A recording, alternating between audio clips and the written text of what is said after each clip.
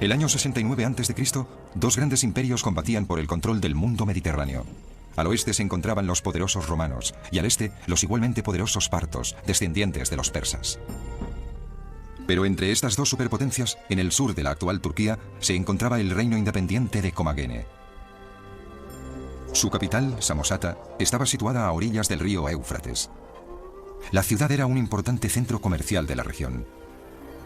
Los habitantes de Comagene atribuían su paz y prosperidad a su rey, Antíoco I, perteneciente a una dinastía rica y próspera. El padre de Antíoco descendía del rey persa Darío I. Su madre era descendiente de Alejandro Magno. Gracias a su educación real, Antíoco se convirtió en un político astuto, creativo y con visión de futuro. Durante décadas, maniobró con habilidad entre los partos y los romanos, enfrentados entre sí. Manteniéndose neutral, consiguió la libertad de gobernar con independencia su magnífico reino. Es probable que el rey Antíoco fuera un gran gobernante y un rey muy astuto. Solo así podría haber reinado en esa época de la antigüedad. Los romanos fueron lo bastante inteligentes como para dejar que él ostentara el poder y tener así un estado que actuara como aliado entre ellos y los partos, al otro lado del Éufrates. Se sabe muy poco sobre el rey Antíoco, al margen de las misteriosas ruinas que revelan que era un hombre de grandes convicciones religiosas. Hacia el año 60 a.C., el monarca creó una nueva religión, una combinación de sus raíces orientales y occidentales. En honor de este culto sagrado, construyó un magnífico santuario que debería albergar en el futuro su sepultura. Se elevaba así en la cumbre del monte Nemrut, de 2.300 metros de altura, en un lugar muy próximo al cielo. El lugar se llama Nemrut Dagi, pero hasta la fecha se desconoce el significado de este nombre. Su construcción fue una tarea titánica. Antíoco ordenó que se erigiera un túmulo o tumba. Los obreros esparcieron 700.000 toneladas de roca triturada en la cima del monte Nemrut. Este formidable manto de rocas desciende hasta 150 metros desde lo más alto de la montaña.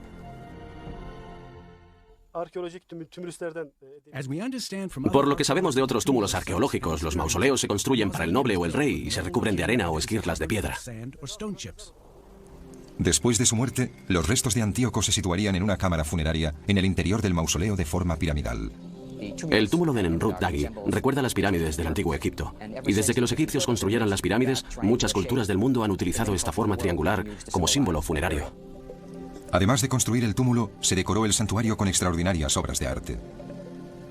Esta imagen en 3 dimensiones ilustra las terrazas que reflejan la doble ascendencia de Antíoco en las caras este y oeste de la pirámide rocosa. Cada terraza está adornada con una hilera de estatuas de 9 metros de altura. Estas estatuas representan una fusión de dioses griegos y persas como Zeus Oromasdes, Apolo Mitras, Heracles Artagnes y la diosa de la fertilidad, Comagene.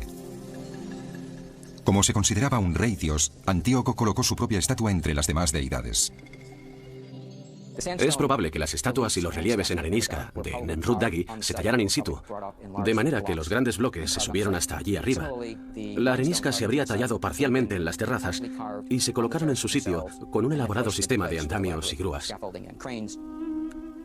Junto a las colosales estatuas se erigieron relieves en arenisca que representaban a los familiares de Antíoco, así como al propio rey estrechando la mano a diversas deidades. El testamento de Antíoco está tallado en la parte posterior de los tronos de los dioses. Se trata de inscripciones en la piedra caliza que aportan gran información sobre esta cultura perdida. En vida del rey, los habitantes subían al santuario 2 veces al año para participar en fastuosas celebraciones en honor del nacimiento y la ascensión al trono de su monarca.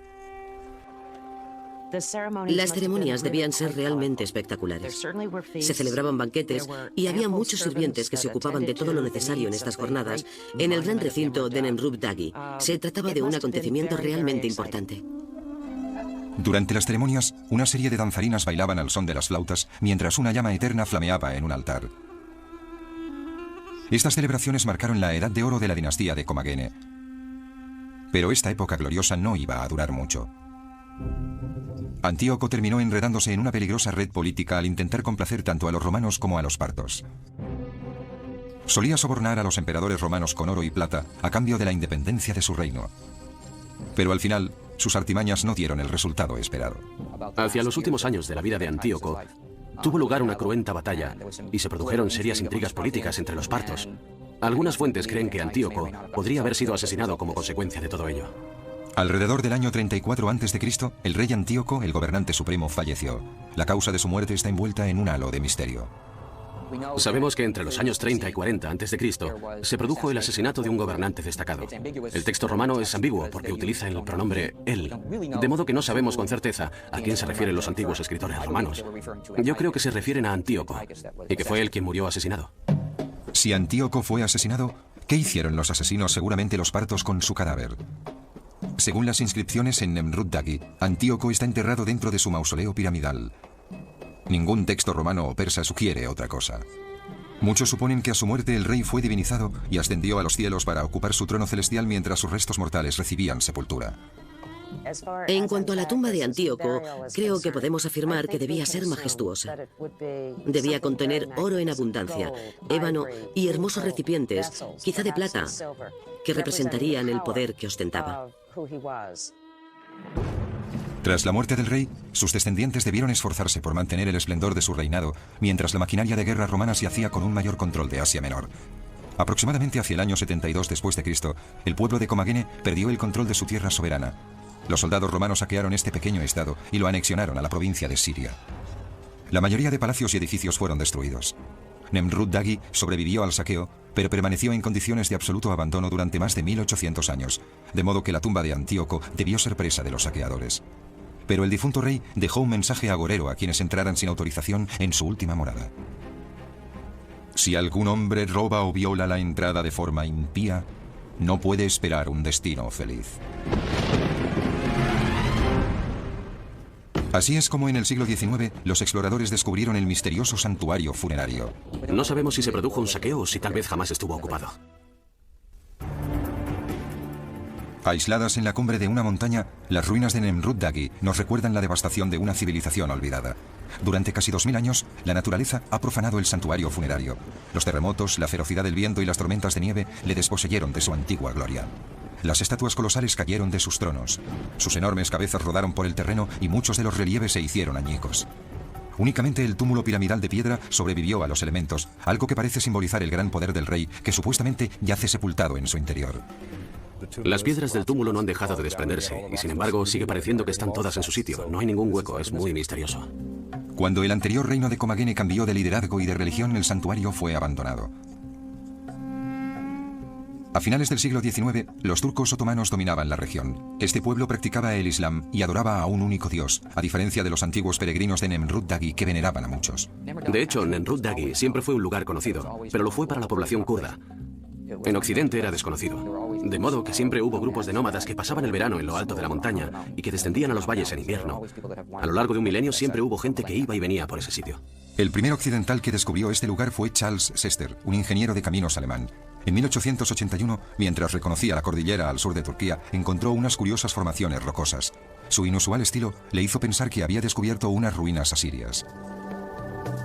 Informó de sus hallazgos a la Academia Prusiana de las Ciencias de Berlín. Al principio, la academia se mostró escéptica sobre cualquier nuevo descubrimiento en la región. Desconfiaban del hallazgo, pues no entendían cómo había podido pasar inadvertido un espacio así durante todo este tiempo. Pero unos cuantos científicos curiosos decidieron comprobar lo que Sester decía. En 1882, Karl Humann y Otto Puchstein exploraron Nemrut Dagi. Lo que vieron en la cumbre los asombró. Una pirámide de aspecto extraño que descollaba sobre unas ruinas espectaculares. En la cara este del montículo piramidal, una hilera de estatuas decapitadas, salvo una que estaba intacta y que más adelante sería identificada como Comagene, la diosa de la fertilidad. En la cara oeste, lo único que quedaba eran unas enormes cabezas de piedra caliza, esparcidas entre figuras de animales y relieves fragmentados. Hicieron un trabajo espléndido al documentar el lugar en medio de unas terribles condiciones climáticas. Fotografiaron muchos de los restos y copiaron todas las inscripciones que pudieron encontrar. Puchstein era epigrafista, un científico especializado en descifrar inscripciones. Detrás de cada terraza descubrió unos largos muros de piedra caliza con caracteres griegos. Puchstein tradujo el nombre del constructor, el gran rey Antíoco, el dios, el recto, la deidad manifiesta. También descifró un pasaje que afirma que la cámara funeraria de Antíoco está escondida bajo el montículo de piedras trituradas. He previsto poner los cimientos de esta sepultura sagrada, que está muy próxima al trono celestial, donde la forma exterior afortunadamente conservada de mi persona descansará eternamente. El estilo de las esculturas reveló a Puchstein y a Humann que los restos no eran asirios como había creído Sester, sino más bien macedonios o persas. Los científicos averiguaron cómo estaban unidas las estatuas mediante el estudio de los agujeros de los costados de las cabezas de 2 metros de altura esparcidas por el suelo. Después de haberse construido el trono, se habrían hecho unos agujeros en la estatua para trasladarla y depositarla en él. Dicho de otro modo, estos agujeros son los originales. Durante su exploración, Human y Putstein desenterraron un relieve en arenisca que representaba a un león salpicado de 19 estrellas, 3 planetas y una luna creciente. Descubrieron que era el calendario astronómico griego más antiguo que existía, pero el hecho exacto al que este horóscopo se refería generó debate. ¿Qué significa todo esto? En el horóscopo se menciona la fecha del 7 de julio del año 62 a.C. Para algunos, esa es la fecha de la coronación del rey Antíoco. Para otros, es la fecha de algún tratado de paz. Y también hay quien opina que es la fecha del nacimiento de Antíoco. Pero el equipo alemán efectuó otro descubrimiento todavía más apasionante. Otros 2 túmulos reales en la región de Comagene. Uno de ellos se denomina Caracus. Aunque mucho más pequeño y menos adornado que el de Antíoco, se supone que este montículo rocoso albergaría las sepulturas de las mujeres de la familia de Antíoco, su madre, su hermana y su hija. Seson es otro túmulo pequeño. Se cree que en este montículo de roca triturada reposan su hijo y su esposa. Sin embargo, no se han encontrado restos humanos en ninguno de estos sitios. No sabemos si se produjo un saqueo o si en realidad este lugar nunca se utilizó como enterramiento. Las cámaras están vacías, de manera que no tenemos modo de saberlo, porque no quedó nada en ellas que nos indique si alguna vez hubo algo dentro. La expedición de Human y de Putstein provocó que el gobierno otomano enviara su propio equipo a Nemrut Dagi en 1883. Los exploradores alemanes y turcos coincidieron en que Nemrut Dagi era un antiguo reino con influencias de Grecia y del Próximo Oriente. Pero una nueva inspección reveló la dificultad de buscar la cámara funeraria bajo el precario montículo de piedras. No es fácil abrir el túmulo. Si se mueve una esquirla de piedra,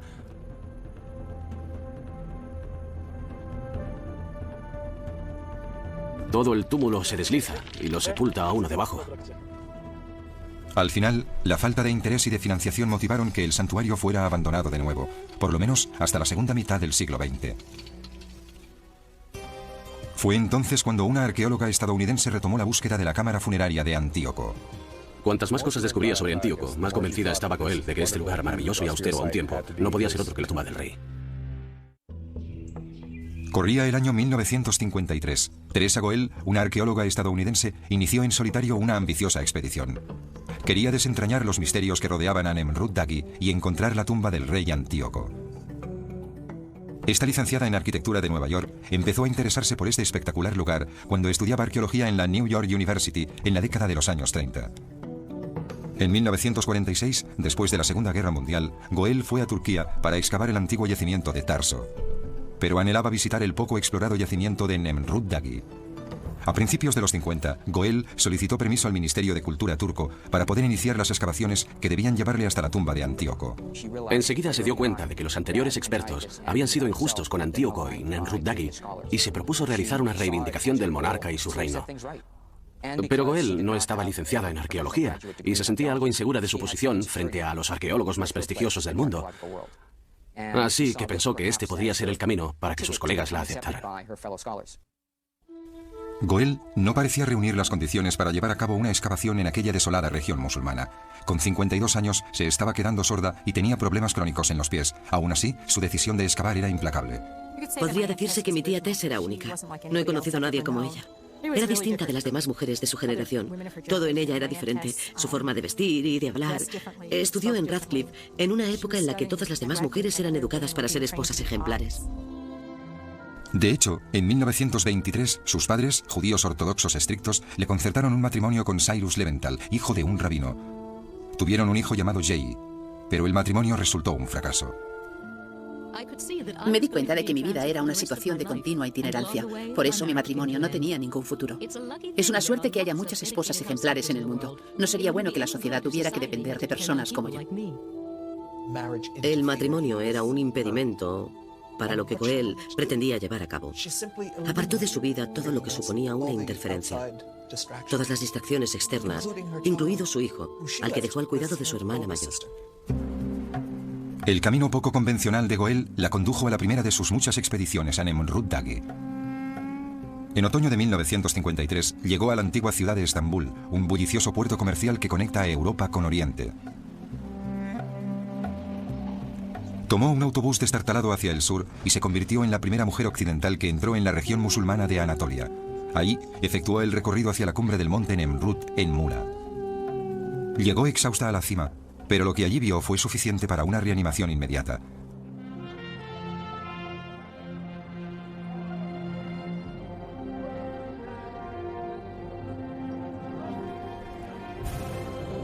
Su principal objetivo al excavar Nemrut Dagi era sacar a la luz su glorioso pasado, pero también estaba decidida a descubrir la tumba de Antíoco, un hallazgo que sería considerado de gran importancia. Goel no estaba sola en esta búsqueda. Friedrich Karl Dorner, un alemán especialista en textos antiguos, también había solicitado el permiso para excavar en Nemrut Dagi. Este epigrafista de 42 años estaba interesado en estudiar las inscripciones de Antíoco relacionadas con la historia de su dinastía. Goel estaba tan interesada en la historia como en la disposición arquitectónica del lugar.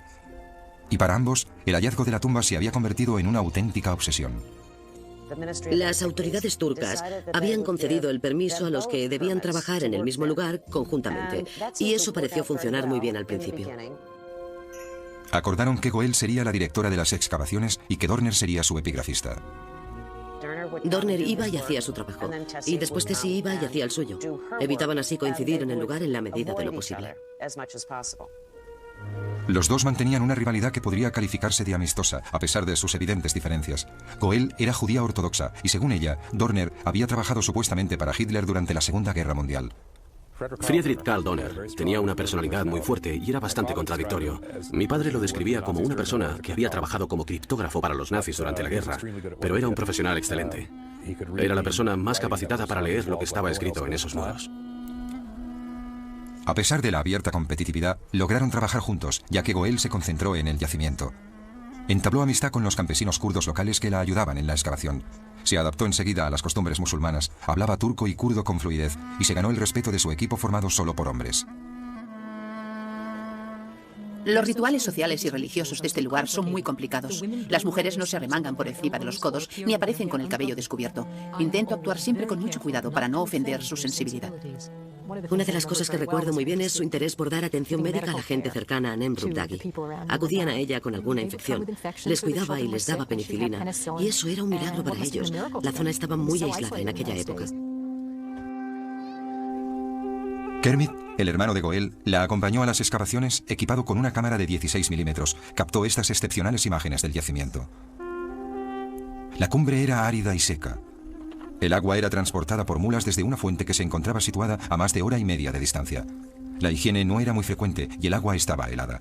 Se enfrentaba sola a un entorno hostil. Debió de ser una mujer excepcional para trabajar y resistir en esas condiciones, en unas circunstancias tan difíciles, un espacio tan árido y desolado. Goel y su equipo dormían en tiendas de campaña muy frágiles que apenas los protegían de los fuertes vientos y de las gélidas temperaturas nocturnas.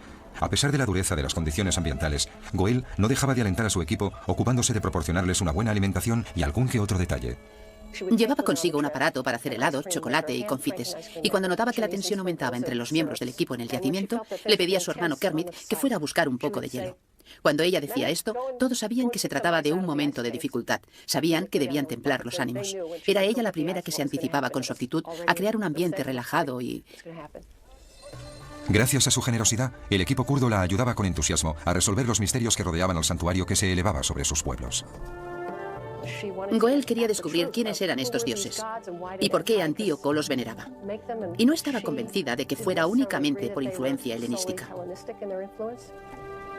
El equipo recuperó las cabezas esculpidas de las estatuas y volvió a unir los relieves que habían estado expuestos a las duras condiciones climatológicas durante más de 2000 años.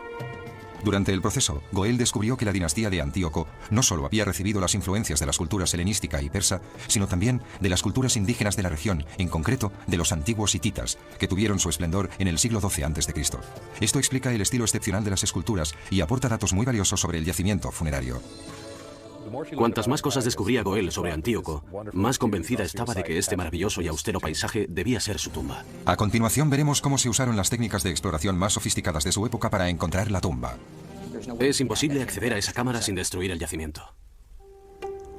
La obsesión de Teresa Goel por encontrar la tumba de Antíoco solo era equiparable a la de su colega Friedrich Karl Dorner. En público mantenían una relación profesional. pero no sabemos lo que pensaban y sentían entre ellos en privado. Se ha dicho que Teresa estaba enamorada de Karl Dorner, y este sentimiento podría resultar más bien conflictivo, porque ella era judía y él alemán. Y es posible que, además, hubiese pertenecido al partido nazi. Es probable que ella tuviera la sospecha de que él había estado afiliado a dicho partido. Y a pesar de ello, no dejaba de sentirse muy atraída por él. De modo que ahí estaban, en la cima de la montaña, un lugar donde debía fluir el amor y el odio a un tiempo. Y también una creciente rivalidad por el descubrimiento de la tumba de Antíoco. La competitividad entre ambos se fue intensificando con los años. Entre 1953 y 1961, Goel hizo 6 viajes a Nemrut Dagi.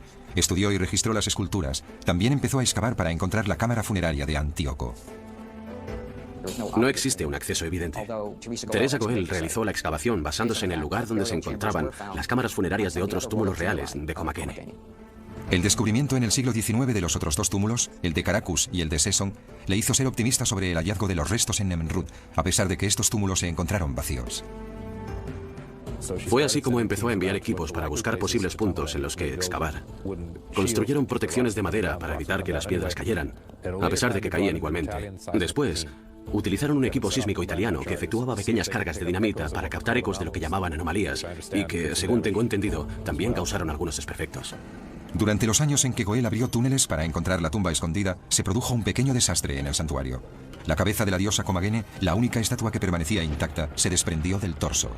Según los más supersticiosos, el espíritu de Antíoco había regresado para maldecir a quienes habían intentado profanar su tumba. Se han escuchado todo tipo de interpretaciones, desde que fue un acto de los dioses hasta que fue por culpa de la dinamita. De todas ellas, la explicación más plausible es que la estatua se fragmentó debido a uno de los terremotos todavía bastante frecuentes en la zona, o que la alcanzó un rayo. Goel no mencionó el incidente en sus cartas, y el episodio no fue un impedimento para su obsesiva búsqueda de la cámara funeraria de Antíoco. En los años 60, Nemrut Dagi ya no estaba relegado a las notas a pie de página de los libros de arqueología. Teresa Goel llevaba trabajando en la cima de la montaña 8 años. Convertía la búsqueda de la cámara funeraria de Antíoco en algo tan importante como los descubrimientos de las tumbas de los grandes faraones de Egipto. Periódicos y revistas internacionales informaron sobre su apasionante búsqueda.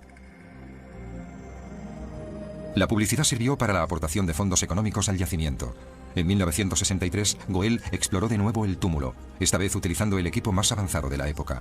Se realizaron varias pruebas, incluidas las prospecciones sísmicas y electromagnéticas, pero Goel y su equipo tropezaron con muchos obstáculos. Además de tener una superficie precaria, la roca triturada es solo un revestimiento de la cima de la montaña. Y a diferencia de las pirámides de Egipto, que contienen cavidades artificiales, el monte Nemrut contiene varias bolsas naturales que pueden percibirse como cámaras funerarias. Es muy difícil diferenciar una cavidad natural de otra artificial, con la clase de prospecciones realizadas hasta ahora. Aunque se hubiera encontrado una cámara en el interior, habría sido imposible llegar a ella sin destruir el túmulo. Goel probó todos los métodos posibles, pero no encontró nada. A su frustración se sumaba su creciente resentimiento hacia Friedrich Karl Dorner. Durante una década habían trabajado principalmente por separado, pero a finales de los años 60 se vieron obligados a compartir sus investigaciones para poder publicar sus hallazgos. Trabajar juntos provocaba mucha tensión entre ellos, no solo porque cada uno tenía su propio enfoque científico, sino porque además ambos tenían el sentimiento de que el yacimiento les pertenecía. Dorner quería reservarse la información de gran parte de los materiales que él mismo había descifrado, y Goel, por supuesto, quería obtener toda la información sobre el yacimiento. Solían discutir mucho, sus cartas dan fe de ello, así como de la opinión un tanto crítica que ambos tenían entre sí sobre los trabajos realizados por el otro en la excavación. También estaban en desacuerdo en cuanto a la publicación de la información sobre el yacimiento, pero a pesar de todo esto, siguieron colaborando y trabajando juntos. Goel seguía sin estar satisfecha con su investigación. En 1976 planeó otra excavación. Sin embargo, no consiguió los fondos económicos suficientes. Con 75 años, sus posibilidades de regresar al yacimiento parecían escasas. La gente murmuraba y decía que como era mujer y sufría problemas de sordera, no tendría futuro en el mundo académico. Pero creo que su mayor inseguridad provenía de su formación académica, pues no había llegado a doctorarse. Goel había lidiado todo tipo de tormentas en la cima del monte Nemrut, pero en este caso se enfrentaba con otro obstáculo. No había finalizado el doctorado en arqueología. Esto la torturaba y hacía que se sintiera insegura a la hora de publicar sus hallazgos. Aunque había escrito artículos breves sobre el yacimiento a lo largo de todos estos años, tenía que redactar un informe final que sería juzgado por un público académico muy crítico. Había profundizado mucho en el estudio de Comakene y en su región, y su interés por el yacimiento la llevó a seguir adelante durante años, pero jamás creyó tener información suficiente sobre el yacimiento. Pensaba que sus interpretaciones no tendrían validez entre sus colegas. Aunque su obsesión por encontrar la tumba de Antíoco era implacable, la salud de Goel empeoraba. En 1981, a sus 80 años, le diagnosticaron un cáncer y su esperado informe sobre Nemrut Dagi distaba mucho de estar redactado en su totalidad.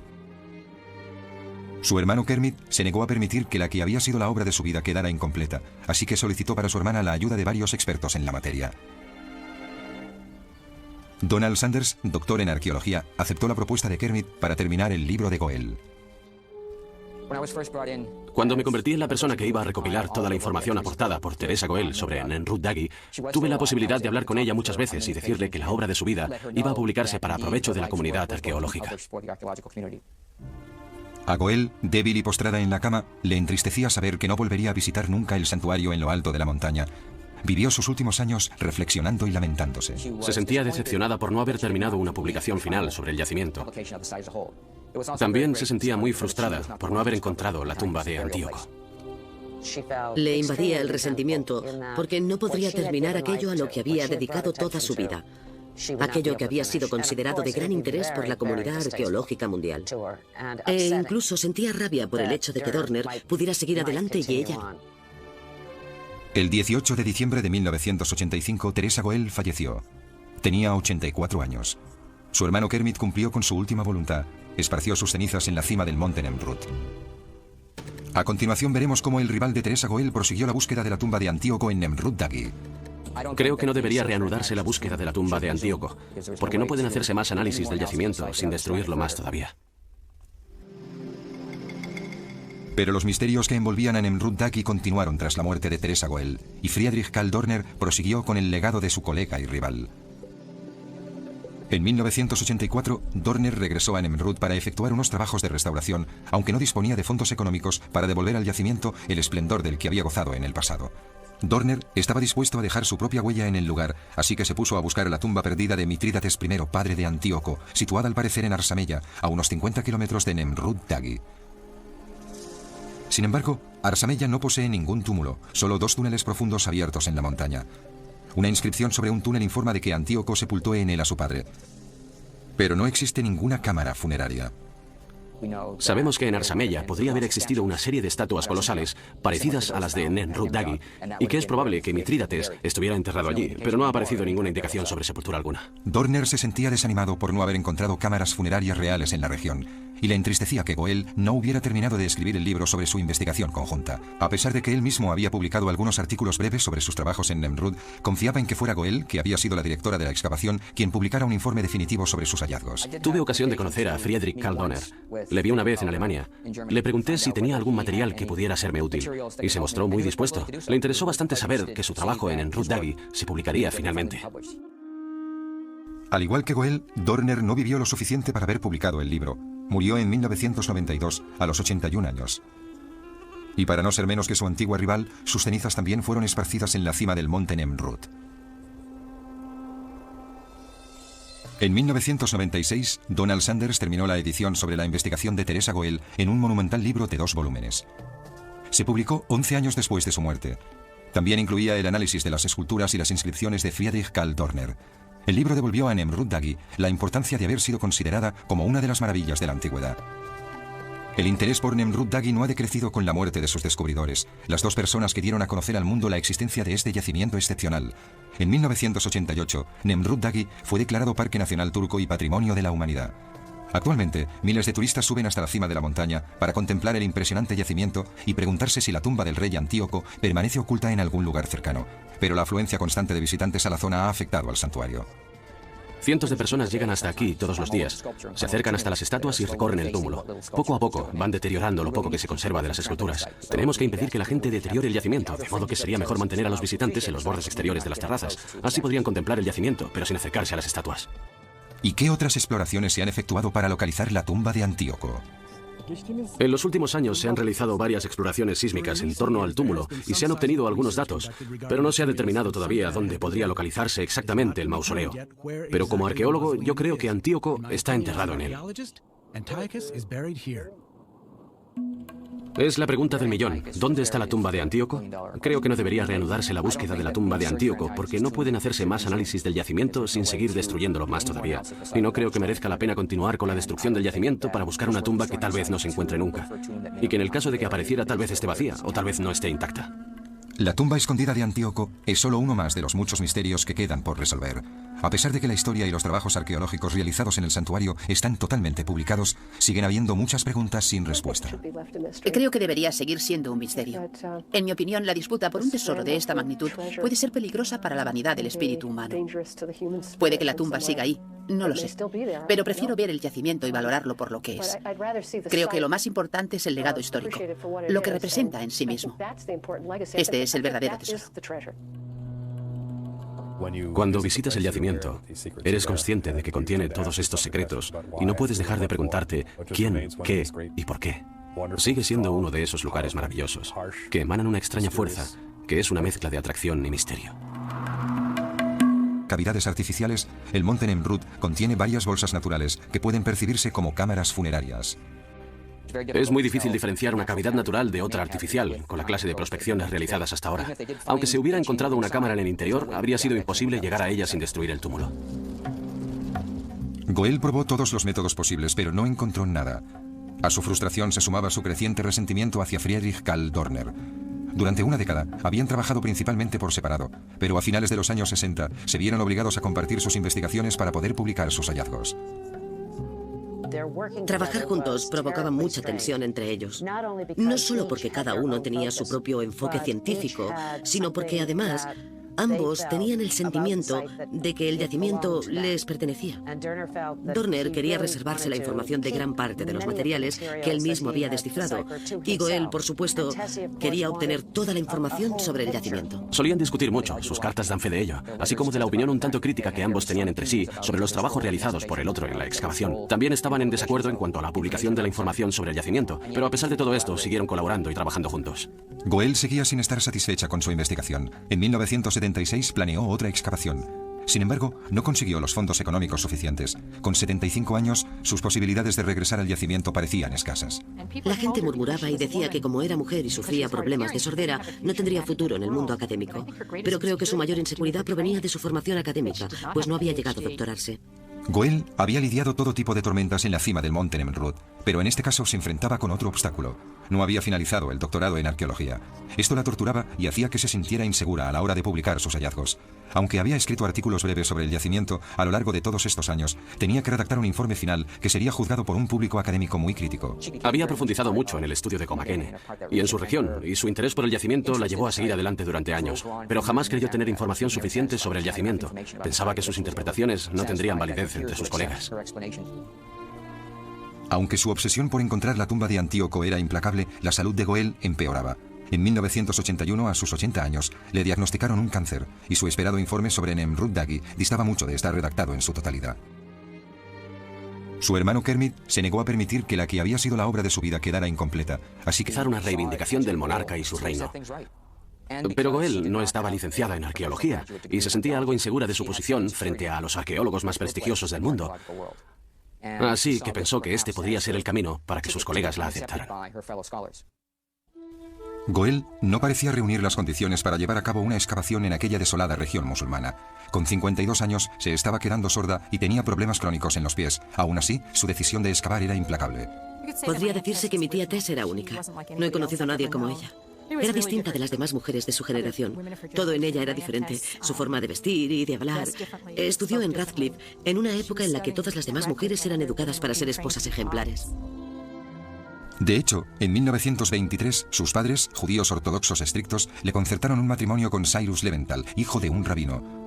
Tuvieron un hijo llamado Jay, pero el matrimonio resultó un fracaso. Me di cuenta de que mi vida era una situación de continua itinerancia. Por eso mi matrimonio no tenía ningún futuro. Es una suerte que haya muchas esposas ejemplares en el mundo. No sería bueno que la sociedad tuviera que depender de personas como yo. El matrimonio era un impedimento para lo que Goel pretendía llevar a cabo. Apartó de su vida todo lo que suponía una interferencia. Todas las distracciones externas, incluido su hijo, al que dejó al cuidado de su hermana mayor. El camino poco convencional de Goel la condujo a la primera de sus muchas expediciones a Nemrut Dagi.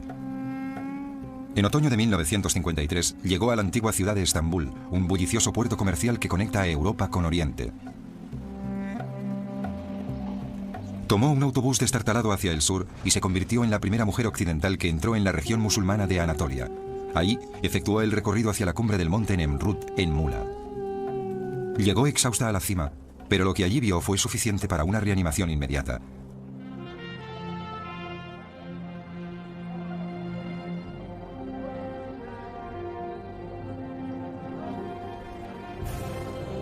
Su principal objetivo al excavar Nemrut Dagi era sacar a la luz su glorioso pasado, pero también estaba decidida a descubrir la tumba de Antíoco, un hallazgo que sería considerado de gran importancia. Goel no estaba sola en esto. La cumbre era árida y seca. El agua era transportada por mulas desde una fuente que se encontraba situada a más de hora y media de distancia. La higiene no era muy frecuente y el agua estaba helada. Se enfrentaba sola a un entorno hostil. Debió de ser una mujer excepcional para trabajar y resistir en esas condiciones, en unas circunstancias tan difíciles, un espacio tan árido y desolado. Goel y su equipo dormían en tiendas de campaña muy frágiles que apenas los protegían de los fuertes vientos y de las gélidas temperaturas nocturnas. A pesar de la dureza de las condiciones ambientales, Goel no dejaba de alentar a su equipo, ocupándose de proporcionarles una buena alimentación y algún que otro detalle. Llevaba consigo un aparato para hacer helados, chocolate y confites, y cuando notaba que la tensión aumentaba entre los miembros del equipo en el yacimiento, le pedía a su hermano Kermit que fuera a buscar un poco de hielo. Cuando ella decía esto, todos sabían que se trataba de un momento de dificultad. Sabían que debían templar los ánimos. Era ella la primera que se anticipaba con su actitud a crear un ambiente relajado y... Gracias a su generosidad, el equipo kurdo la ayudaba con entusiasmo a resolver los misterios que rodeaban al santuario que se elevaba sobre sus pueblos. Goel quería descubrir quiénes eran estos dioses y por qué Antíoco los veneraba. Y no estaba convencida de que fuera únicamente por influencia helenística. El equipo recuperó las cabezas esculpidas de las estatuas y volvió a unir los relieves que habían estado expuestos a las duras condiciones climatológicas durante más de 2000 años. Durante el proceso, Goel descubrió que la dinastía de Antíoco no solo había recibido las influencias de las culturas helenística y persa, sino también de las culturas indígenas de la región, en concreto de los antiguos hititas, que tuvieron su esplendor en el siglo XII a.C. Esto explica el estilo excepcional de las esculturas y aporta datos muy valiosos sobre el yacimiento funerario. Cuantas más cosas descubría Goel sobre Antíoco, más convencida estaba de que este maravilloso y austero paisaje debía ser su tumba. A continuación veremos cómo se usaron las técnicas de exploración más sofisticadas de su época para encontrar la tumba. Es imposible acceder a esa cámara sin destruir el yacimiento. La obsesión de Teresa Goel por encontrar la tumba de Antíoco solo era equiparable a la de su colega Friedrich Karl Dorner. En público mantenían una relación profesional, pero no sabemos lo que pensaban y sentían entre ellos en privado. Se ha dicho que Teresa estaba enamorada de Karl Dorner, y este sentimiento podría resultar más bien conflictivo, porque ella era judía y él alemán. Y es posible que, además, hubiese pertenecido al partido nazi. Es probable que ella tuviera la sospecha. Pero lo que allí vio fue suficiente para una reanimación inmediata.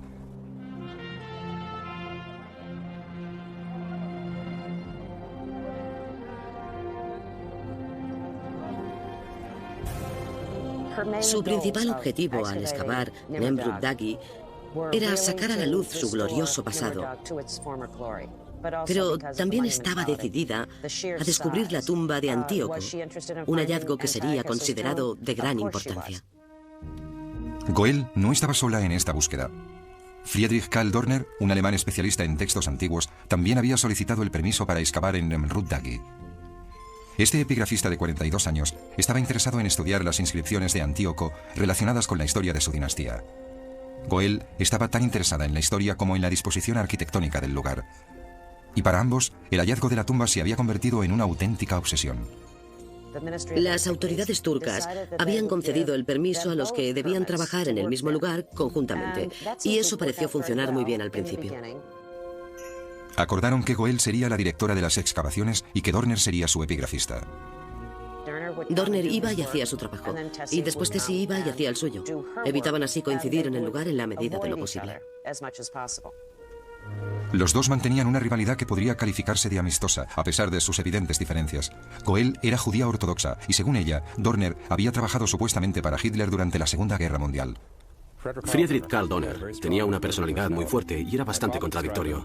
Mi padre lo describía como una persona que había trabajado como criptógrafo para los nazis durante la guerra, pero era un profesional excelente. Era la persona más capacitada para leer lo que estaba escrito en esos muros. A pesar de la abierta competitividad, lograron trabajar juntos, ya que Goel se concentró en el yacimiento. Entabló amistad con los campesinos kurdos locales que la ayudaban en la excavación. Se adaptó enseguida a las costumbres musulmanas, hablaba turco y kurdo con fluidez y se ganó el respeto de su equipo formado solo por hombres. Los rituales sociales y religiosos de este lugar son muy complicados. Las mujeres no se arremangan por encima de los codos ni aparecen con el cabello descubierto. Intento actuar siempre con mucho cuidado para no ofender su sensibilidad. Una de las cosas que recuerdo muy bien es su interés por dar atención médica a la gente cercana a Nemrut Dagi. Acudían a ella con alguna infección. Les cuidaba y les daba De estatuas de 9 metros de altura. Estas estatuas representan una fusión de dioses griegos y persas como Zeus Oromasdes, Apolo Mitras, Heracles Artagnes y la diosa de la fertilidad, Comagene. Como se consideraba un rey dios, Antíoco colocó su propia estatua entre las demás deidades. Es probable que las estatuas y los relieves en arenisca de Nemrut Dagi se tallaran in situ, de manera que los grandes bloques se subieron hasta allí arriba. La arenisca se habría tallado parcialmente en las terrazas y se colocaron en su sitio con un elaborado sistema de andamios y grúas. Junto a las colosales estatuas se erigieron relieves en arenisca que representaban a los familiares de Antíoco, así como al propio rey estrechando la mano a diversas deidades. El testamento de Antíoco está tallado en la parte posterior de los tronos de los dioses. Se trata de inscripciones en la piedra caliza que aportan gran información sobre esta cultura perdida. En vida del rey, los habitantes subían al santuario 2 veces al año para participar en fastuosas celebraciones en honor del nacimiento y la ascensión al trono de su monarca. Las ceremonias debían ser realmente espectaculares. Se celebraban banquetes y había muchos sirvientes que se ocupaban de todo lo necesario en estas jornadas en el gran recinto de Nemrut Dagi. Se trataba de un acontecimiento realmente importante. Durante las ceremonias, una serie de danzarinas bailaban al son de las flautas mientras una llama eterna flameaba en un altar. Estas celebraciones marcaron la edad de oro de la dinastía de Comagene. Pero esta época gloriosa no iba a durar mucho. Antíoco terminó enredándose en una peligrosa red política al intentar complacer tanto a los romanos como a los partos. Solía sobornar a los emperadores romanos con oro y plata a cambio de la independencia de su reino. Pero al final, sus artimañas no dieron el resultado esperado. Hacia los últimos años de la vida de Antíoco, tuvo lugar una cruenta batalla y se produjeron serias intrigas políticas entre los partos. Algunas fuentes creen que Antíoco podría haber sido asesinado como consecuencia de todo ello. Alrededor del año 34 a.C., el rey Antíoco, el gobernante supremo, falleció. La causa de su muerte está envuelta en un halo de misterio. Sabemos que entre los años 30 y 40 a.C. se produjo el asesinato de un gobernante destacado. El texto romano es ambiguo porque utiliza el pronombre él, de modo que no sabemos con certeza a quién se refieren los antiguos escritores romanos. Yo creo que se refieren a Antíoco, y que fue él quien... Rey Antíoco I, perteneciente a una dinastía rica y próspera. El padre de Antíoco descendía del rey persa Darío I. Su madre era descendiente de Alejandro Magno. Gracias a su educación real, Antíoco se convirtió en un político astuto, creativo y con visión de futuro. Durante décadas, maniobró con habilidad entre los partos y los romanos, enfrentados entre sí. Manteniéndose neutral, consiguió la libertad de gobernar con independencia su magnífico reino. Es probable que el rey Antíoco fuera un gran gobernante y un rey muy astuto. Solo así podría haber reinado en esa época de la antigüedad. Los romanos fueron lo bastante inteligentes como para dejar que él ostentara el poder y tener así un estado que actuara como aliado entre ellos y los partos, al otro lado del Éufrates. Se sabe muy poco sobre el rey Antíoco, al margen de las misteriosas ruinas que revelan que era un hombre de grandes convicciones religiosas. Hacia el año 60 a.C., el monarca creó una nueva religión, una combinación de sus raíces orientales y occidentales. En honor de este culto sagrado, construyó un magnífico santuario que debería albergar en el futuro su sepultura. Se elevaba así en la cumbre del monte Nemrut, de 2.300 metros de altura, en un lugar muy próximo al cielo. El lugar se llama Nemrut Dagi, pero hasta la fecha se desconoce el significado de este nombre. Su construcción fue una tarea titánica. Antíoco ordenó que se erigiera un túmulo o tumba. Los obreros esparcieron 700.000 toneladas de roca triturada en la cima del monte Nemrut. Este formidable manto de rocas desciende hasta 150 metros desde lo más alto de la montaña.